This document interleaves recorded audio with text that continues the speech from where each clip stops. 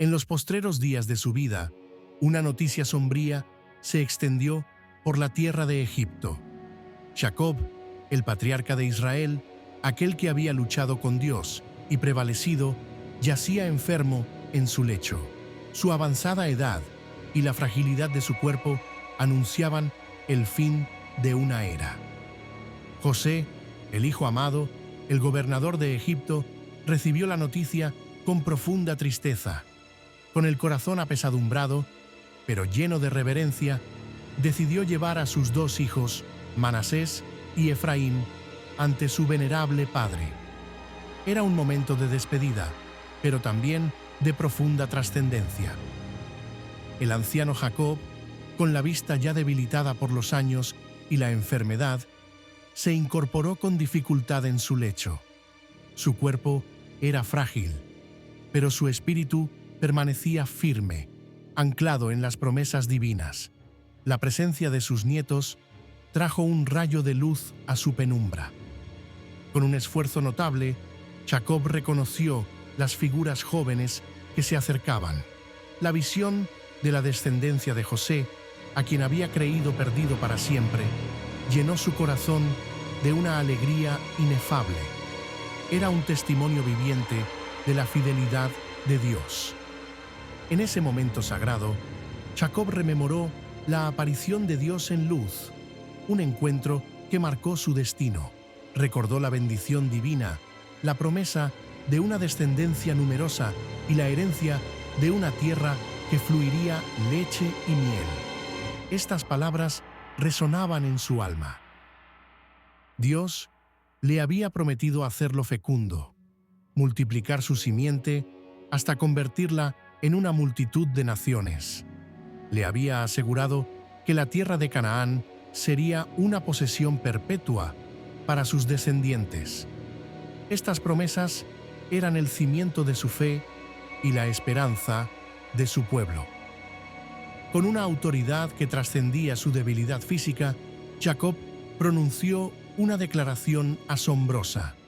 Afirmó que Efraín y Manasés, los hijos de José, serían considerados como sus propios hijos. Esta adopción no era un mero formalismo, sino un acto de profunda significación espiritual. Los equiparó a Rubén y Simeón, sus primogénitos, elevándolos a una posición de honor y herencia plena dentro de las tribus de Israel. Este acto les otorgaba un lugar privilegiado, asegurando su participación directa en el linaje y la herencia de la nación escogida. Esta decisión implicaba que cualquier otro hijo que José pudiera tener después de Efraín y Manasés heredaría a través de ellos. La primogenitura espiritual y material de José se consolidaba a través de sus dos primeros hijos, quienes serían cabezas de tribus por derecho propio. Jacob, con un suspiro de dolor y amor, recordó la muerte de Raquel, su amada esposa, en el camino a Efratá. Este recuerdo, tan íntimo y personal, fue la razón profunda detrás de su decisión. Era un tributo a la madre de José, un acto de amor y compensación por su pérdida prematura. Con la voz entrecortada por la emoción y la debilidad, Jacob preguntó a José quiénes eran aquellos jóvenes. Aunque su vista era tenue, su espíritu discernía la presencia de una nueva generación, un eslabón más en la cadena de la promesa divina. José, con reverencia, identificó a Efraín y Manasés como sus hijos, aquellos que Dios le había concedido en la tierra de su aflicción. Eran el fruto de su perseverancia y la manifestación de la gracia divina en medio de su exilio. Jacob, con un anhelo profundo en su corazón, pidió que se los acercaran para impartirles su bendición.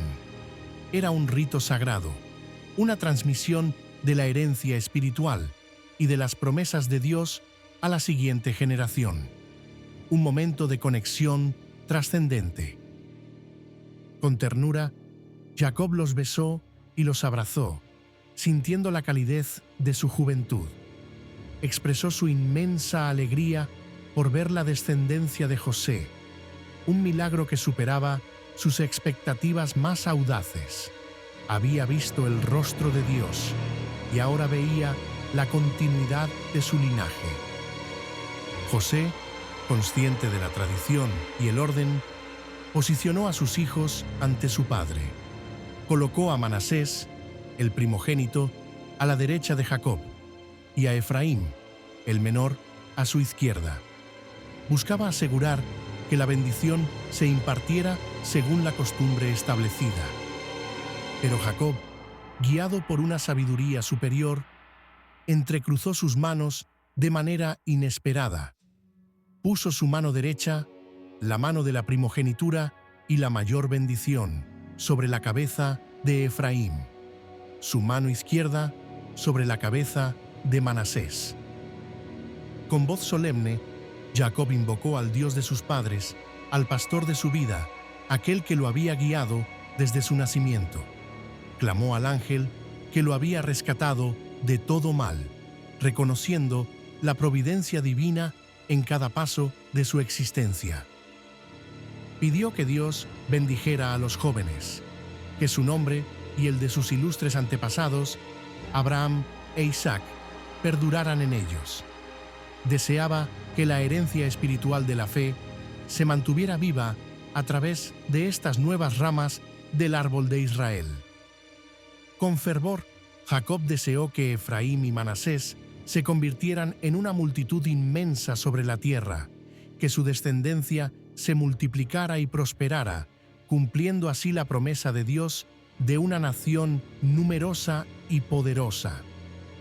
José, al observar la mano derecha de su padre sobre la cabeza de Efraín, sintió una punzada de preocupación. Intentó corregir lo que percibía como un error, creyendo que su padre, con la vista debilitada, se había equivocado en su elección.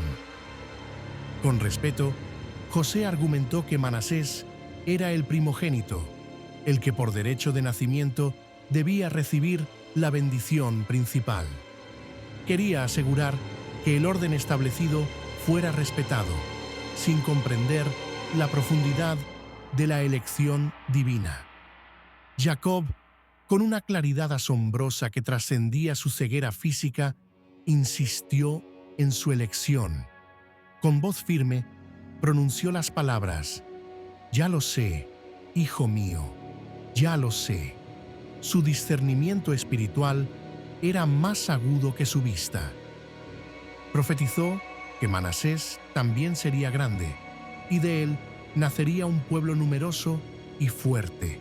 Su bendición no sería menor, sino que su descendencia dejaría una huella significativa en la historia de Israel. Pero Jacob declaró con autoridad que Efraín sería aún mayor y su descendencia superaría en número y en influencia a la de Manasés. Esta profecía marcaba un destino diferente para cada uno, un plan divino que se revelaría con el tiempo. Esta elección divina del menor sobre el mayor es un tema recurrente en las Escrituras. Desde Abel sobre Caín hasta David sobre sus hermanos, la soberanía de Dios a menudo invierte las expectativas humanas, revelando su propia sabiduría. Simboliza la elección de Dios, que no se rige por las normas humanas de primogenitura o mérito. Es un recordatorio de su soberanía absoluta, de su derecho a elegir a quien Él quiere para sus propósitos, manifestando su gracia inmerecida. La bendición de Jacob se convirtió en una profecía poderosa, estableciendo la importancia preeminente de Efraín en la historia futura de Israel. Su nombre resonaría con fuerza, marcando el destino de una de las tribus más influyentes. Jacob pronunció una bendición que Israel usaría por generaciones: que Dios te haga como Efraín y Manasés. Al mencionar a Efraín primero, consolidaba su posición de honor y su destino profético, un legado para todas las generaciones. Con la paz de quien ha cumplido su misión, Jacob anunció su inminente partida de este mundo. Sus palabras finales no eran de temor, sino de esperanza y confianza en el plan eterno de Dios. Aseguró a sus hijos que Dios estaría con ellos, guiándolos y protegiéndolos. Les prometió que los haría volver a la tierra de sus padres, cumpliendo la promesa de la herencia que había sido dada a Abraham. Jacob le concedió a José una porción de tierra especial, Siquem, más que a sus hermanos. Era un reconocimiento a su fidelidad, a su sufrimiento y a su papel providencial en la preservación de la familia. Esta porción, Jacob explicó, fue arrebatada a los amorreos con su espada y su arco. Era un símbolo de la lucha y la victoria, un testimonio de la fuerza y la determinación con las que había defendido su herencia y su familia. Este acto final simbolizaba la posición privilegiada de José entre sus hermanos, un honor que trascendía las rivalidades pasadas. Era un legado de reconciliación y de bendición para el hijo que había sido tan maltratado. Así, la bendición de Efraín y Manasés no solo estableció su lugar en la historia de Israel, sino que también reveló la soberanía de Dios.